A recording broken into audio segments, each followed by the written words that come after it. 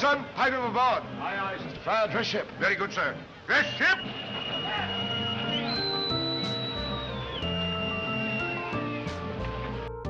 A Brief History of Man's Maritime Mastery.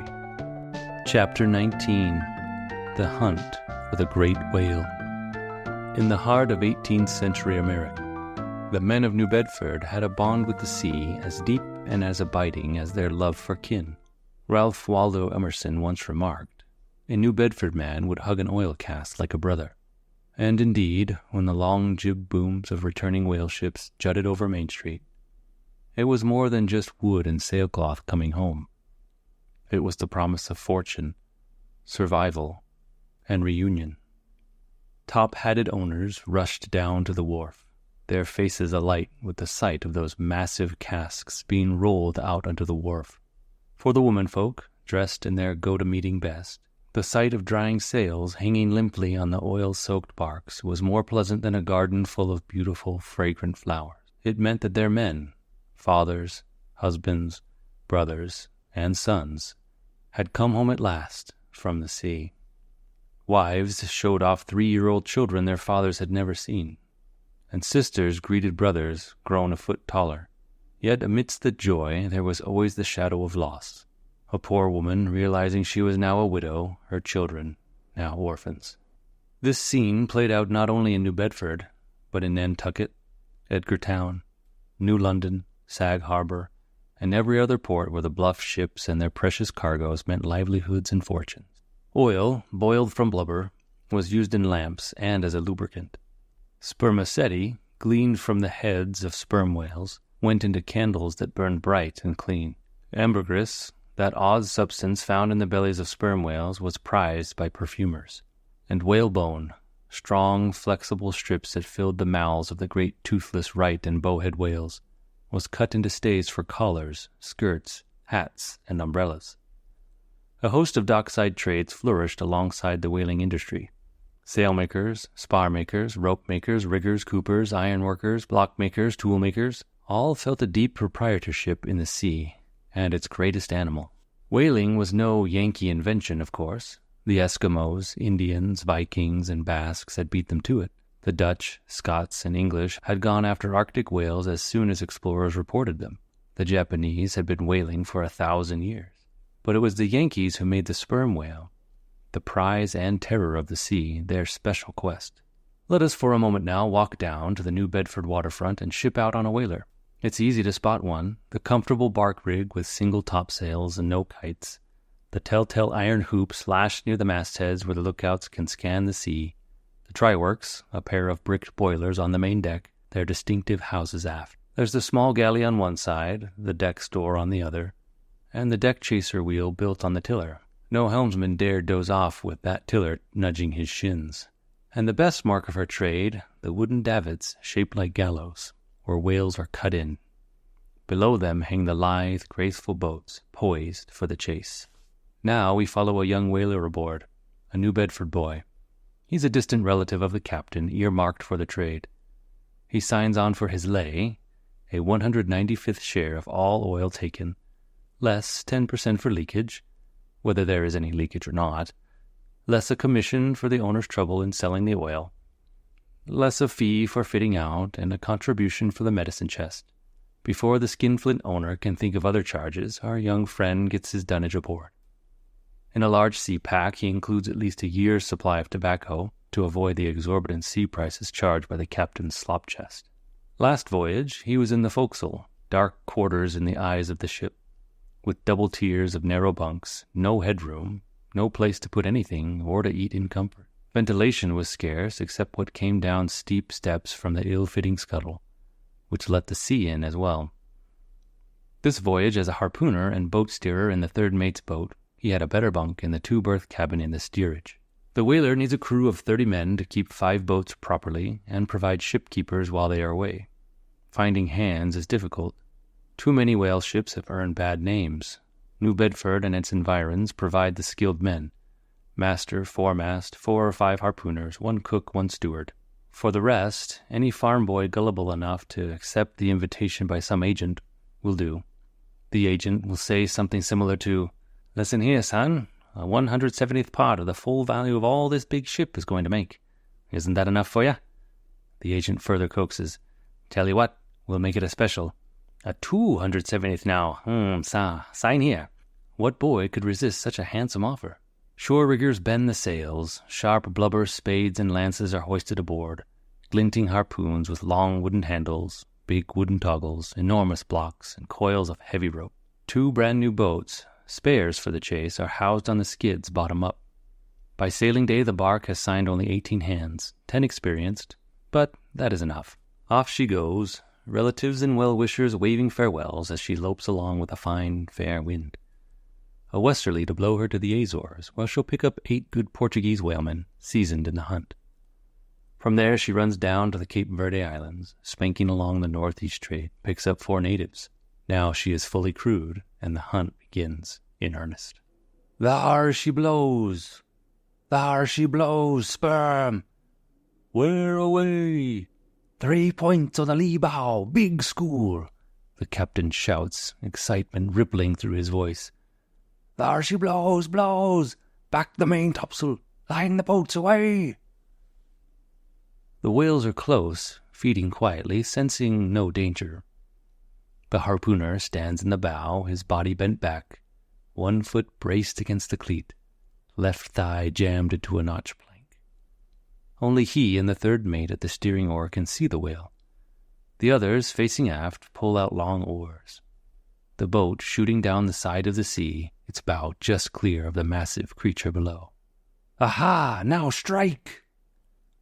The whale, in pain, throws his body half out of the water, with a blow of his flukes that sends spray 20 feet high. Then, with a mighty flick of its tail, it disappears into the depths, taking the line so fast that smoke rises from the loggerhead.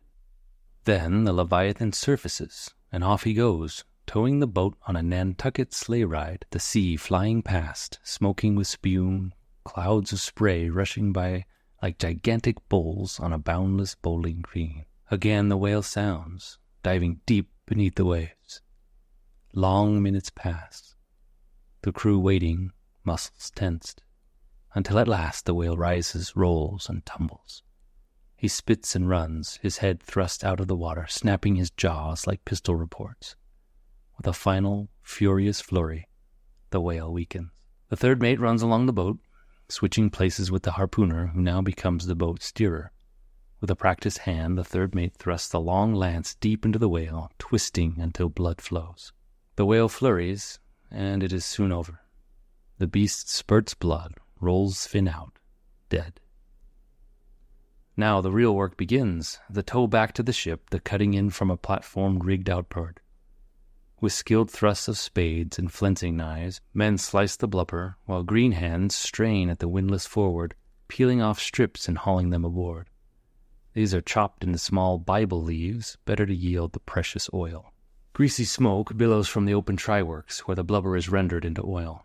Crews will sometimes dunk old bread in the boiling oil to make donuts, a rare treat amid the toil. They haul the severed head aboard, bailing out its spermaceti.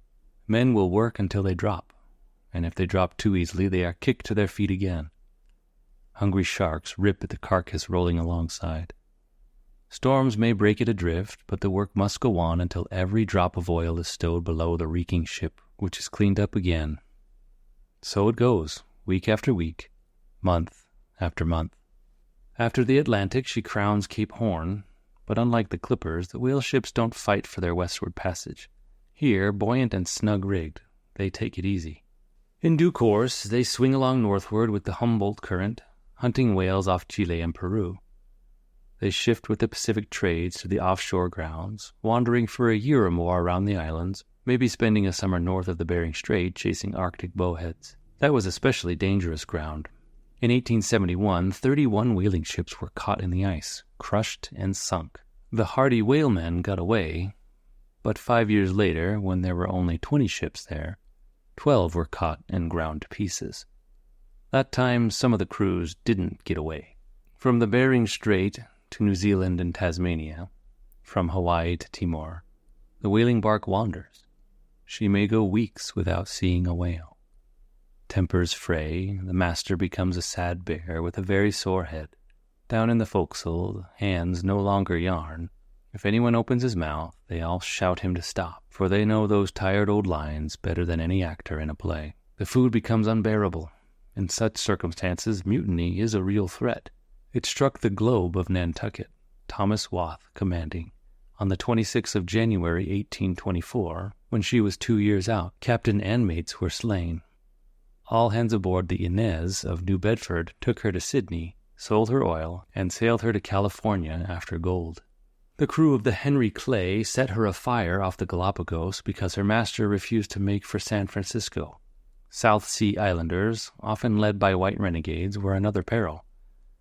The captain gave orders not to kill any if it could be helped, unless, of course, a white man was spotted among them. "Kill him on sight," wrote harpooner Nelson Cole Haley of the Charles W. Morgan. Gilbert Islanders rushed the ship with spears and shark-toothed swords, but the whalers held them off with lances and spades until the wind sprang up, allowing the Morgan to escape. Glory of glories! They caught 8 whales soon after the attack, or so the narrative reads, as if the recent danger was already forgotten. But sometimes it wasn't just the men who struck. The sperm whales could strike back too. One August day in 1851, the Anne Alexander of New Bedford, under the command of Captain John S. de Blois, unwittingly lowered boats for a cunning old whale, one who had been stung by harpoons before and wanted no more. The mate got irons into the whale, and his boat was off on the usual wild tow, the Nantucket sleigh ride. But suddenly the whale turned and smashed the boat. Without waiting for more irons, the whale crumpled a second boat like it was made of paper. The men returned to their ship, determined to keep after the beast. "Thar she blows!" they cried as the whale sighted the ship. The same instant the whale swung and made a rush. Captain de Blois flung himself at the wheel, bringing the ship into the wind, her sails shaking as she came to a stop. But the whale, now filled with rage, was undeterred. In the dying light of the day, the whale was seen rushing straight for the ship at some 15 knots. The breeze had dropped. There was no chance to run. The whale struck below the waterline, just abaft the foremast, with a shock that rattled the yards on the masts and knocked pots off the galley stove. The sea rushed in. The pumps were useless. Captain and crew took to the remaining boats and were picked up the next day. But the Essex of Nantucket, under Captain George Pollard, was less fortunate. Twice a giant sperm whale bashed her, caving in her sides. The crew took to their boats, and 6 months later a few skeleton-like survivors were picked up thousands of miles away near the coasts of South America. They had unfortunately been forced to turn cannibal to survive. Yet amid these dangers, our harpooner found moments of pleasure, like the gams, when 2 whalers met far at sea. The crews would row over, swapping yarns, and mail if one of the ships was homeward bound within about 6 months. Owners might object, preferring their ships avoid those that gammed too much, but with the owners 10,000 miles away, the crews would gam all that they pleased. Another delight was the soft-skinned island girls, who, as some of the stories say, would come swimming out to the ships naked. The saying goes that young whalemen would leave their consciences hung on Cape Horn on the outward bound, and then pick them back up again when homeward bound, if they cared to come home at all. Not all did care to come home.